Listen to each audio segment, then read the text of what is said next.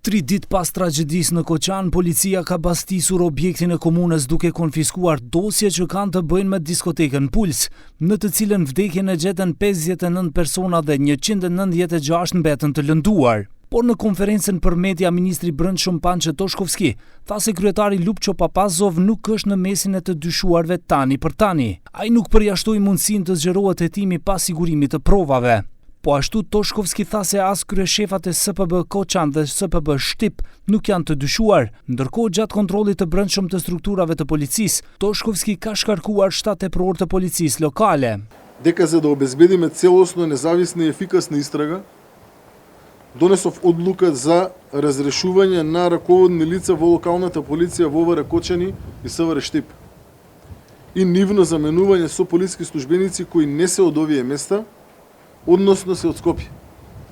Ваквата одлука не преюдицира никаква вина, туку е чекор кој треба да гарантира дека процесот ќе се одвива без притисоци, сомнежи или влијание. Të arrestuar janë 18 persona nga SPB Shtip dhe nga SPB Shkup, ndërsa po mbahen në paraburgim për 48 orë 14 prej tyre. Sipas Ministrisë së Brendshme, një grua po dyshohet për 2 vepra penale, vepra të rënda kundër sigurisë së përgjithshme, të cënimit të rrezikut të përgjithshëm dhe në lidhje me nenin 353V, që e njëjta është nënshkruese e projektit bazë si një nga dokumentet për dhënien e licencës për klubin Kabare. Ministri Toshkovski tha se ato pa vërtetuar gjendjen faktike, kanë firmosur dokumente paushale. Вкупно се извршени разговори со 71 лице, од кои 42 лица во Скопје и 29 лица во Кочани. За 14 лица е изречена мерка притвор во трајање од 48 часа.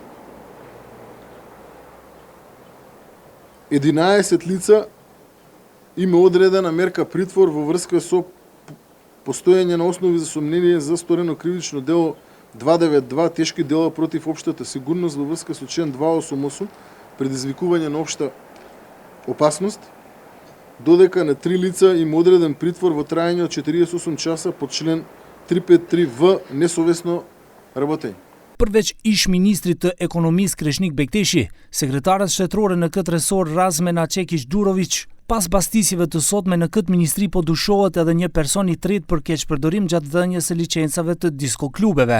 Nga Inspektorati Shtetëror i Tregut në paraburgim po mbahet ish drejtori Goran Trajkovski, por ministri Toshkovski tha se nëse sigurohen prova do të arrestohen edhe ish drejtorët të tjerë dhe ish ministrat të tjerë që lidhen me licencat. Ish drejtori i Drejtorisë për Mbrojtje dhe Shpëtim Bekim Maksuti, sikurse të lartë përmendurit po dyshohet për 1 apo 2 vepra penale. Ndërkaq në Institutin e Mjekësisë Ligjore të martën ka përfunduar autopsia dhe të gjithë 59 personat e vdekur janë identifikuar sipas ADN-së së familjarëve, të cilëve pritet t'u dorëzohen trupat për ceremoni mortore. Në Koçan sot është bërë edhe hapja e varrezave të viktimave të tragjedisë, të cilëve lamtumira e fundit do t'u jepet të njëjtën.